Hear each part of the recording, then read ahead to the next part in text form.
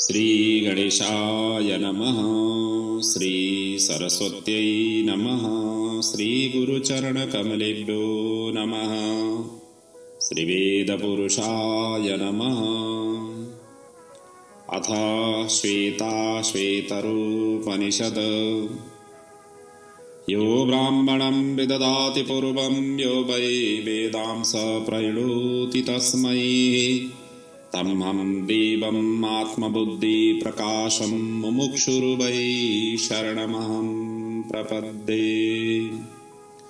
ॐ असतो मा सद्गमय तमसो मा ज्योतिर्गमय मृत्युर्मा अमृतं गमय। ॐ शान्तिः शान्तिः शांति। ओम। आइए हम श्वेता उपनिषद के ऊपर चिंतन मनन करते हुए आ रहे हैं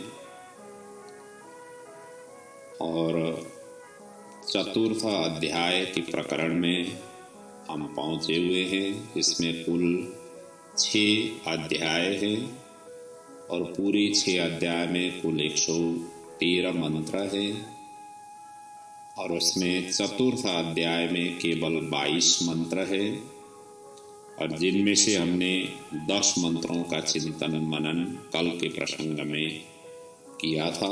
आज 11वां मंत्र से चिंतन मनन को आगे बढ़ा रहे हैं। बड़ा अद्वितीय अद्भुत ब्रह्म ज्ञान से भरा हुआ जीव जगत का विशद रूप से वर्णन करते हुए प्रभु परमात्मा का स्वरूप को साक्षात्कार ये अध्याय में करा रहे हैं। ऐसा अद्वितीय अद्भुत इस ग्रंथ को, इस उपनिषद के इस महावाक्यों को श्रवण चिंतन मनन करते हुए हम भी जीवन को धन्य बनाए। आइए अब 11वें मंत्र से मंत्र के ही भावों को चिंतन मनन करते हुए आगे बढ़े। यो योनिम आदितिष्ठते को यस्मिन्निदं स च बीचैति सर्वं तमीशानं वरदं देवमीड्यं निचाय्ये मां शान्ति अत्यंतमेति। वो प्रभु परमात्मा अकेला ही योनिम अधितिष्ठति, प्रत्येक योनि का अधिष्ठाता वही प्रभु परमात्मा है। और यस्मिन मतलब जिसमें या समस्त जगत प्रलय काल में विलीन हो जाता है, अर्थात वही प्रभु परमात्मा सभी योनियों में व्यापक रूप से है और प्रलय काल में उसी योनि में ही जाकर के विलय हो जाते हैं और सृष्टि काल में फिर विविध रूप से वो प्रकट हो जाते हैं। इसलिए कहा हुआ है बेती मतलब सृष्टि काल में जब विविध रूप से वो प्रकट हो जाते हैं और उस सर्वनियंता वरदायक स्तुति करने योग्य परम देव परमेश्वर को, उसके तत्वों को जान करके मनुष्य निरंतर बनने वाली इस मुक्ति रूप परम शांति को प्राप्त हो जाता है। अर्थात उस प्रभु परमात्मा को जानना ही मुक्ति के लिए सहज और सरल है। उसको प्राप्त करना ही, उसको जानना ही प्राप्त करना है। इस तरीके के भावों को ये श्लोक में व्यक्त किया हुआ है। कहने का मतलब जो सृष्टि जगत में 84 लाख योनि वर्णन किया हुआ है, इन सभी योनियों में वो प्रभु परमात्मा विराजित है और वही प्रलय काल में उसी एक में ही 84 लाख योनि आकर के समाहित हो जाते हैं और जब सृष्टि करना हो वहीं से अनेक रूपों में वो प्रकट होते हुए फिर व्यापकता लेते हैं। और वो उस प्रकार की जो प्रभु परमात्मा को जो चिंतन मनन करते हुए जो अनुभव कर लेते हैं, जो उसका सही माने में निश्चित कर पाते हैं वही व्यक्ति मुक्त हो जाते हैं। ये भाव व्यक्त किया हुआ है। अगले सूत्र में कहा हुआ है यो देवानां प्रभवः सोद्भवश्च विश्वाधिपो रुद्रो महर्षि हिरण्यगर्भ पश्यत जायमानं शनो बुद्ध्या शुभया संयुनक्तु। अर्थात यहाँ रुद्र का नाम दिया हुआ है, वही रुद्र ही सभी देवताओं को प्रकट करते हैं। जो देवानाम अर्थात इंद्रादि जो देवता हैं उनको प्रभवः अर्थात प्रकट करने वाले, उद्भवः उनको बढ़ाने वाले, बढ़ावा देने वाले, और विश्वाधिपः सबका अधिपति स्वरूप। इतना ही नहीं, महर्षि महान ज्ञानी सर्वज्ञ हैं, अर्थात वो सभी को प्रकट करने वाले, बढ़ाने वाले वही रुद्र महान ज्ञानी और सर्वज्ञ है, जिसने सबसे पहले उत्पन्न हुए हिरण्यगर्भ को देखा था। वो परमदेव परमेश्वर हम लोगों को शुभ बुद्धि से संयुक्त करे, इस प्रकार से आराधना प्रार्थना की गई है। कहने का मतलब सबको अपने शासन में रखने वाले जो रुद्र रूप परमेश्वर इंद्रादि समस्त देवताओं को उत्पन्न करते और उनको बढ़ाते हैं, और जो सबके अधिपति और महान ज्ञान संपन्न सर्वज्ञ हैं, जिन्होंने सृष्टि के आदि में सबसे पहले उत्पन्न हुए हिरण्यगर्भ को देखा था, और जो ब्रह्मा के भी पूर्ववर्ती हैं, वो परमदेव परमात्मा हम लोगों को शुभ बुद्धि से संयुक्त करें, जिससे हम उनकी ओर बढ़ करके उन्हें प्राप्त कर सकें। शुभ बुद्धि वही है जो जीव को परम कल्याण रूप परमात्मा की ओर लगाए। ये भाव इसमें व्यक्त किया हुआ है। अगले सूत्र में कहा हुआ है यो देवानां अधिपो यस्मिन् लोकाधिश्रिताः य ईशे यस्य द्विपदः चतुष्पदः कस्मै देवाय हविखा विधेम। अर्थात जो समस्त देवों का अधिपति है, जिसमें समस्त लोग सब प्रकार से आश्रित हैं, जो इस 2 पैर वाले अर्थात मनुष्य को और चतुष्पद अर्थात 4 पैर वाले समस्त जीव समुदाय का ईसे है अर्थात शासन करता है, उस कस्मै देवाय उस आनंद स्वरूप परम देव परमेश्वर की हम भविष्य अर्थात श्रद्धा भक्ति पूर्वक भेंट समर्पण करके पूजा करें, उपासना करें, आराधना करें। अर्थात जो सभी 4 अक्षर को प्रकट करने वाले, यहाँ तो 2 पैर और 4 पैर तो संकेत ही दिया हुआ है, किसी की 8 पैर भी होते हैं। तो जहाँ जहाँ जितने पैर के भी जीव जंतु हैं, उन सभी को प्रकट करने वाले वही प्रभु परमात्मा हैं, और सभी के अधिपति वही हैं, और उसको अनेक प्रकार की उपासना आराधना या तो हविष्या कहा हुआ है। हविष्या मतलब भविष्य चीज, उन्होंने जो ग्रहण करने वाले जो तत्व है उनको अर्पण करके, अर्थात जो पूजा आदि की पद्धति से, प्रेयर आदि की पद्धति से, उपासना आदि की पद्धति से, किसी भी पद्धति से, क्योंकि प्रभु की सेवा के लिए, प्रभु की आराधना के लिए, उपासना के लिए कई प्रकार से वर्णन किया हुआ है। कोई भक्ति के द्वारा, कोई कीर्तन के द्वारा, कोई चिंतन के द्वारा, कोई पूजा के द्वारा, कोई यज्ञ के द्वारा, अलग अलग ढंगों से उपासना आराधना करने की पद्धति है। लेकिन किसी भी तरीके से समर्पण करते हुए उस तत्व की हमें प्राप्ति हो जाए, और उस तरीके से आराधना उपासना करनी चाहिए। अगले सूत्र में कहा हुआ है सूक्ष्माति सूक्ष्मं कलिलस्य मध्ये विश्वस्य स्रष्टार अनेक रूपम विश्वस्यैकं परिवेष्टितारं ज्ञात्वा शिवं शांति अत्यंतमेति। अर्थात वो प्रभु परमात्मा कैसे स्वरूप से हैं इसका वर्णन कहा हुआ है, कहाँ पर रहते हैं उसका भी वर्णन किया हुआ है।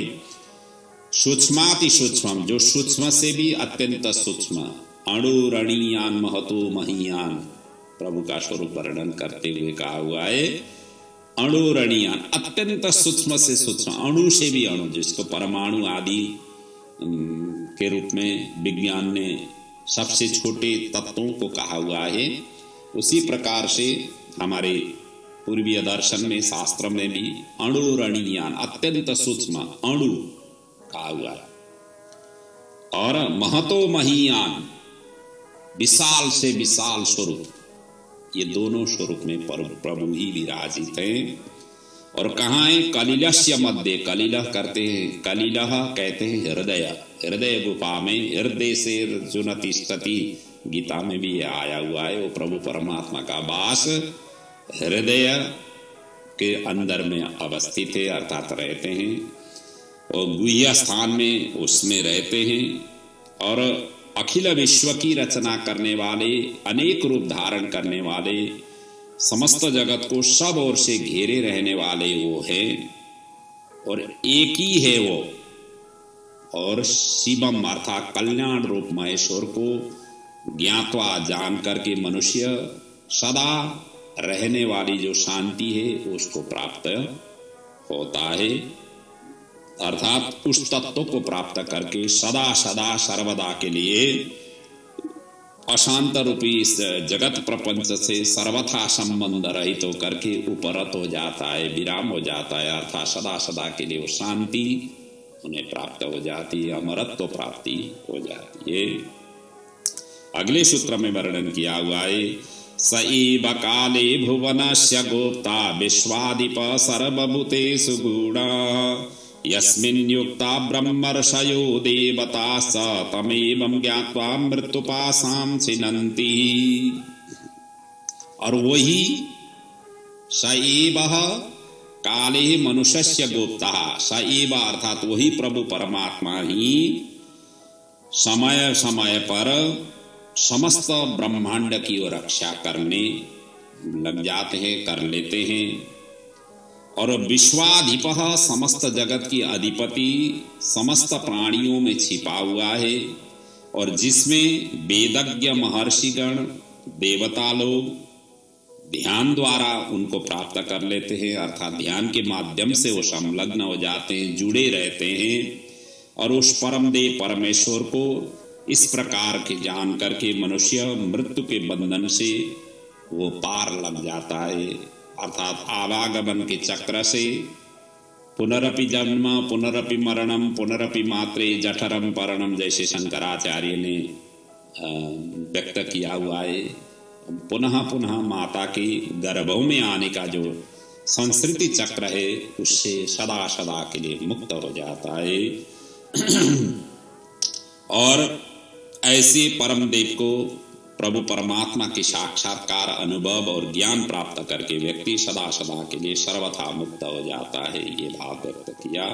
अगले सूत्र में कहा हुआ है, गृहीतात् परम मंडमिवाति सूक्ष्मं ज्ञात्वा शिवं सर्वभूतेषु गूढं विश्वस्वैकं परिवेष्टितारं ज्ञात्वा देवं मुच्यते सर्वपाशैः। शिवम अर्थात कल्याण स्वरूप, एकम देवम घृतात् परम मंडम विवह अतिसूक्ष्मं सर्वभूतेषु गूढं ज्ञात्वा विश्वस्य परिवेष्टितारं ज्ञात्वा सर्वपाशैः मुच्यते। अर्थात उस स्वरूप, उस प्रभु परमात्मा को यहाँ एक उदाहरण दिया गया है, जिसमें कहा हुआ है घृतात् परम, जो दधि मंथन करते समय जो घी निकलता है उसका यहाँ उपमा दिया हुआ है। जैसे घी क्या होता है, ऊपर आता है, तो दधि के अंदर पहले घी था, इसी प्रकार ये संसार, ये विश्व के, ब्रह्मांड के, यूनिवर्स के अंदर में उस प्रभु परमात्मा उसी प्रकार से ओतप्रोत है, सना हुआ है, लेकिन उसको मंथन करके उसको प्राप्ति करना चाहिए। मंथन अर्थात ज्ञान के द्वारा, चिंतन के द्वारा, उपासना के द्वारा, आराधना के द्वारा उस तत्व की मंथन करके निकालना चाहिए। जैसे दधि को मंथन करते हुए हम घी को निकालते हैं, मक्खन को निकालते हैं, उसी प्रकार वो प्रभु परमात्मा को हमें मक्खन की तरह उसको निकालना चाहिए। और ये निकालने के लिए खुद को लगना चाहिए, दूसरे से नहीं हो पाता। दूसरे प्रेयर कर रहे हैं और हमें प्राप्ति हो जाए, ये नहीं है। खुद को लगना चाहिए। भूख लगी तो अपने आप ही रोटी खाएं, तब पेट भर जाता है। और उसी प्रकार है प्रभु की चिंतन, आराधना, उपासना किसी दूसरे की सहायता से, दूसरे के भाया होकर के हमें मिले, ये नहीं है। खुद को अनुभव करना चाहिए। जन्म भी खुद ने लिया, मृत्यु भी खुद को ही वरण करना होता है। जब मृत्यु आ जाती है, साथ में कोई जाने वाले नहीं होते हैं। इसी प्रकार प्रभु की आराधना, उपासना की जो मंथन है, चिंतन है, ज्ञान है, उपासना है, इन सभी का खुद को ही करना चाहिए। और जिस समय उस तत्व को हमने प्राप्त कर लिया, उस समय समस्त जगत का सब ओर से घेर करके स्थित हुआ जो प्रभु परमेश्वर है, उसको जब हमने जान लिया, प्राप्त कर लिया, तब सर्वपाश ही मुच्यते है। उस समय संपूर्ण बंधनों से वो मुक्त हो जाता है। अगले सूत्र में भी उसी प्रकार की भाव व्यक्त किया हुआ है। ईसा देवो विश्वकर्मा महात्मा सदा जनानां हृदये सन्निविष्ट हृदा मनीषा मनसा विकृप्तो य एतद्विदुरः अमृतास्ते भवन्ति। अर्थात वही प्रभु परमात्मा विश्वकर्मा जो जगत का कर्ता है, धर्ता है, सभी प्रकार की कार्य करने वाले है, वो महात्मा है, बड़े से बड़े स्वरूप में वही है। वो देव परमेश्वर प्रभु परमेश्वर को सर्वदा सब मनुष्य के हृदय में सम्यक प्रकार से स्थित है, अर्थात विराजित है। और हृदय से मनीषा कहते हैं बुद्धि से, और मनसा मन से ध्यान में लाया हुआ, लाने से अर्थात ध्यान में जब हम चिंतन करेंगे तब वो प्रत्यक्ष हो जाता है। जब तक ध्यान नहीं करेंगे तब तक वो प्रत्यक्ष नहीं होता है। ध्यान करते समय हम आंख आदि बंद करके इंद्रियों को समेट करके मन में ले जाते हैं, क्योंकि सभी इंद्रियों को समेट करके जब मन में विलय होकर के मन के द्वारा जब विचरण करने लग जाते हैं, तब जाकर के ध्यान सही माने में होता है। और जब तक कि इंद्रियां इधर उधर देख रही है, अनुभव कर रही है, या इंद्रिया की व्यापार जो है ना चल रहा हो, तब ध्यान नहीं हो पाता है। इसीलिए ध्यान करते समय एकांत स्थान की, यहीं पर इस उपनिषद में भी पिछले प्रसंगों में आया हुआ है, ध्यान करते समय आपका स्थान भी शुद्ध शुचि होना चाहिए। और ऐसे स्थिर ध्यान, ऐसे क्षेत्रों में बैठ करके जब ध्यान करते हैं शांत चित्त होकर के, तब ये इंद्रियां सभी जाकर के मन में विलय हो जाते हैं, मन में जाकर के मिल जाते हैं। और मन के द्वारा उस प्रभु परमात्मा को चिंतन करते हुए, उनकी स्वरूप का अनुभव करते हुए व्यक्ति प्रत्यक्ष कर पाता है। और जो साधक इस प्रकार से प्रत्यक्ष कर लेता है, जान लेता है, वो अमृत स्वरूप में पहुंच जाता है, जन्म मृत्यु के चक्कर से छूट जाता है। अगले सूत्र में भी इसी प्रकार की भाव है। यदा तमस्तन्न दिवान रात्रे न सन्न चासन शिव एव केवलः तदक्षरं तत्सवितुर्वरेण्यं प्रज्ञा च तस्मात् प्रसृता पुराणी। यदा आत्मः स्यात् तत् न दिवः न रात्रिः न सत् च न असत् केवलः शिव एव तत् अक्षरं तत् सवितुः वरेण्यं तस्मात् पुराणी प्रज्ञा प्रसृता।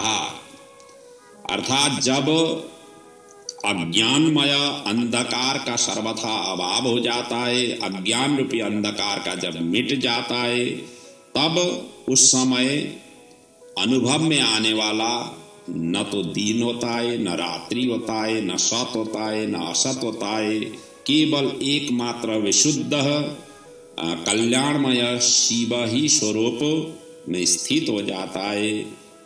और सर्वथा अविनाशी सूर्याभिमानी देवता भी जो उपास्य है जिनके, और उससे पुराना ज्ञान ये फैला हुआ है, इस प्रकार के स्वरूप में वो अवस्थित हो जाता है। कहने का मतलब, जिस समय अज्ञान रूपी अंधकार का सर्वथा अभाव हो जाता है, उस समय प्रत्यक्ष होने वाले तत्व न दिन न रात, अर्थात उसे न तो दिन की भांति प्रकाशमय कहा जा सकता है, न रात की भांति अंधकारमय ही, क्योंकि वह इन दोनों से सर्वथा विलक्षण है। और वहाँ ज्ञान अज्ञान के भेद की कल्पना के लिए स्थान ही नहीं रहता है। न वो सत है न असत है, और उसमें न तो सत कहना बनता है न असत ही कहना बनता है। सत और असत नाम से समझने वाले जानने वाले पदार्थों थे वो सर्वथा विलक्षण हो जाता है।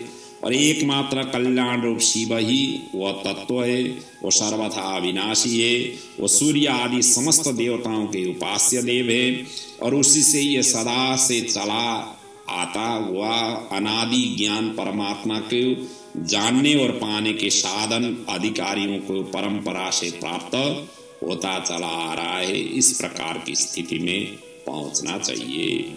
अगले सूत्र में कहा हुआ है, नैनम मूर्धम न तिर्यंच न मध्य परिजग्रभत न तस्य प्रतिमा अस्ति यस्य नाम महदीयश।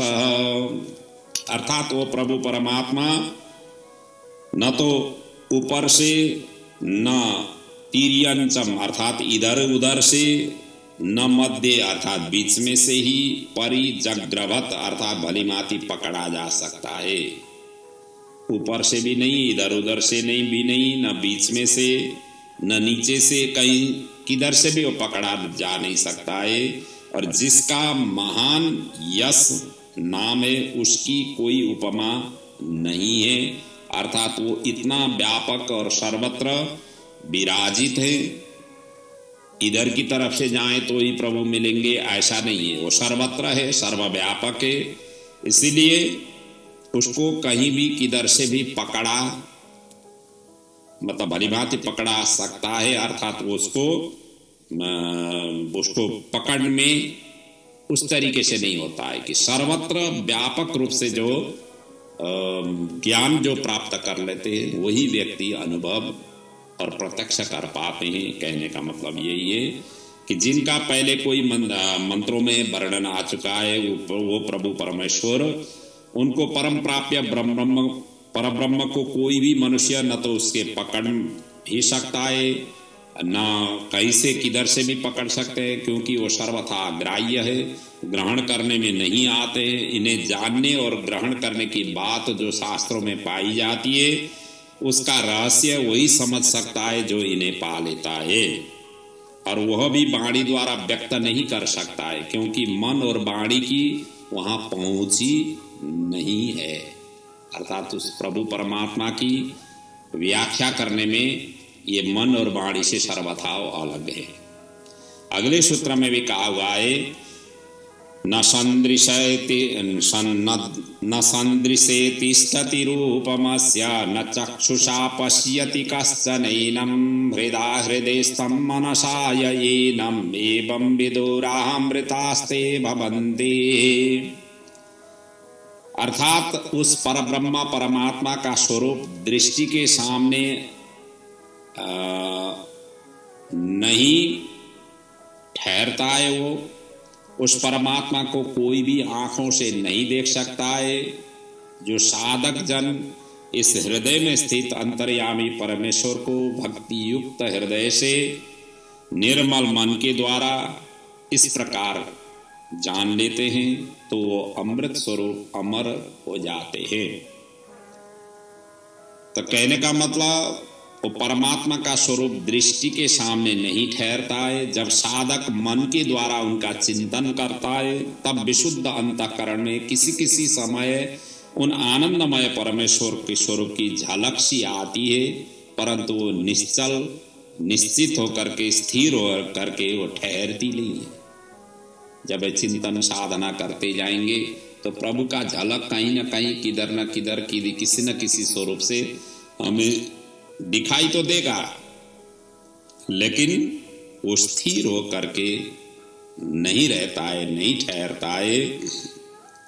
और परब्रह्म परमात्मा को कोई भी प्राकृत नेत्र द्वारा नहीं देखा जा सकता है, इस आंखों से नहीं देखा जा सकता है। जो प्राकृत नेत्र कहते हैं, जो हमारी बाहर की दृष्टि, बाहर की प्रकृति मंडल को जो देखने वाला जो आँख है, इस आँख से नहीं देखा जा सकता है। जैसे शिव जी की तीसरा नेत्र है, उसी प्रकार हमारे हृदय में भी एक तीसरे नेत्र है। उस नेत्र के द्वारा साक्षात्कार करना चाहिए, देखना चाहिए, तब जा करके देखा जा सकता है, अनुभव किया जा सकता है। और वो परमात्मा स्वयं कृपा करके दिव्य दृष्टि प्रदान करते हैं, उन्हें दिव्य नेत्रों से देखा जा सकता है। जो साधक इस प्रकार के रहस्य को समझ करके अपने हृदय में स्थित उन अंतर्यामी परमात्मा को उनके गुण प्रभाव का श्रवण करके भक्ति भाव से द्रवित हृदय के द्वारा और निर्मल मन के द्वारा निरंतर उनका जो चिंतन करके उन्हें जान लेते हैं, वही सदा सदा के लिए अमृत तत्व को अर्थात सदा के लिए जन्म मरण से छूट जाते हैं। अब अगले दो मंत्रों में मुक्ति के लिए और सांसारिक भय से रक्षा के लिए परमात्मा से प्रार्थना की गई है, और इसी के साथ में ये चतुर्थ अध्याय भी पूर्ण होगा। पहले मंत्र में तो उनका स्वरूप, उनकी प्राप्ति के लिए, प्राप्ति के फल का वर्णन किया हुआ है, और मुक्ति के लिए प्रार्थना की गई है। अजात इत्येवं कश्चित् भीरो प्रपद्यते रुद्र इत्ते दक्षिणं मुखं तेन मां पाहि नित्यम। हे रुद्र, हे संसार को संहार करने वाले देव, तू अजन्मा है। यूं समझ करके कोई जन्म मरण के भय से डरा हुआ मनुष्य तेरी शरण में लेता, तेरी शरण में जो आ जाता है, मैं भी वैसा ही हूँ। इसीलिए तेरा जो दाहिना, दक्षिणाम कहते हैं दाहिना अर्थात कल्याणमय, कल्याण करने वाला जो मुख है, उसके द्वारा सर्वदा मेरी जन्म मृत्यु रूप भय से आप हमें रक्षा करें। इस प्रकार से प्रार्थना करनी चाहिए। हे रुद्र अर्थात सबका संहार करने वाले परमेश्वर, आप स्वयं अजन्मा हैं, अतः दूसरे को भी जन्म मृत्यु से मुक्त कर देने वाला आपका स्वभाव है। यही समझ करके कोई जन्म मरण के भय से डरा हुआ साधक इस संसार चक्र से छुटकारा पाने के लिए आपकी शरण लेता है। मैं भी इस संसार चक्र से छुटकारा पाने के लिए ही आपके शरण में आया हुआ हूँ।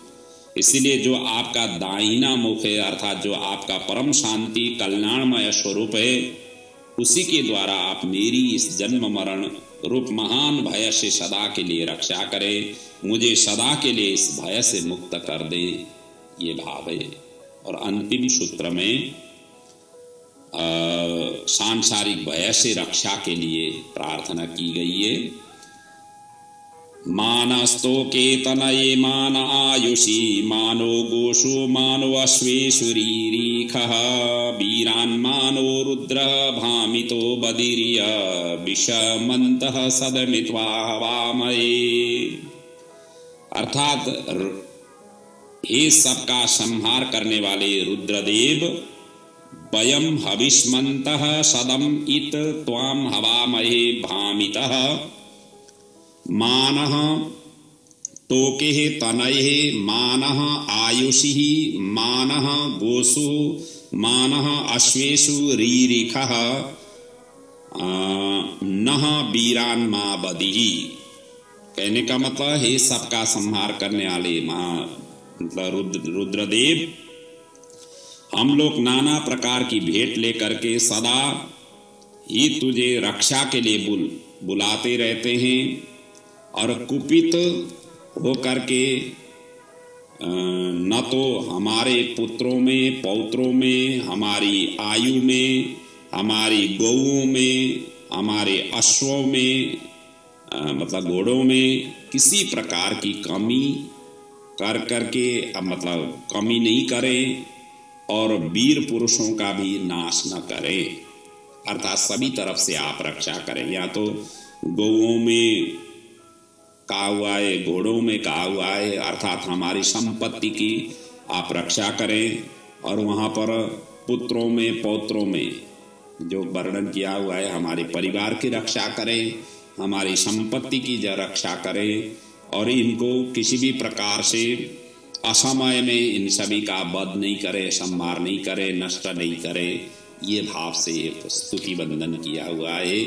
तो कहने का मतलब यही है कि सबका संहार करने वाले हे रुद्रदेव, हम लोग नाना प्रकार की भेंट समर्पण करते हुए सदा ही आपको बुलाते रहते हैं, आप ही हमारी रक्षा करने वाले सर्वथा समर्थ हैं। हम आपसे प्रार्थना करते हैं कि आप हम पर कभी कुपित नहीं होकर के और कुपित होकर के हमारे पुत्र और पौत्रों में हमारे आयु को, जीवन को, हमारे गौ घोड़े और पशुओं को कभी भी किसी भी प्रकार की क्षति नहीं पहुंचाएं और हमारे जो वीर साहसी पुरुष हैं उनका भी कभी नाश न करें, अर्थात सब प्रकार से हमारी ओर हमारे धन जन की आप रक्षा करते रहें। इस प्रकार की बात ये मंत्र में वर्णन किया हुआ है और इसी के साथ चतुर्थ अध्याय की यहाँ पर पूर्णाहुति हो रही है। अब 5वें और 6वें अध्याय की प्रसंग है। बड़ा ही अद्वितीय अद्भुत प्रकार का ये प्रभु परमात्मा की उपासना, आराधना, उनकी सान्निध्यता, उनकी अनुभव, उनकी उपासना की प्रक्रिया आदि को यहाँ पर विविध कोणों से, विविध ढंगों से चिंतन मनन किया हुआ है। ऐसे अद्वितीय अद्भुत इस उपनिषद को हम चिंतन मनन करते हुए अपने जीवन को सहज और सरल बनाने में सहायक सिद्ध हो, यही प्रभु के चरणों में अपने वाक पुष्पार्पण करते हुए आज की प्रसंग को यहाँ पर मैं विराम दे रहा हूँ। ओम पूर्णमदः पूर्णमिदं पूर्णात् पूर्णमुदच्यते पूर्णस्य पूर्णमादाय पूर्णमेवावशिष्यते। ओम शांति शांति शांति। ओम।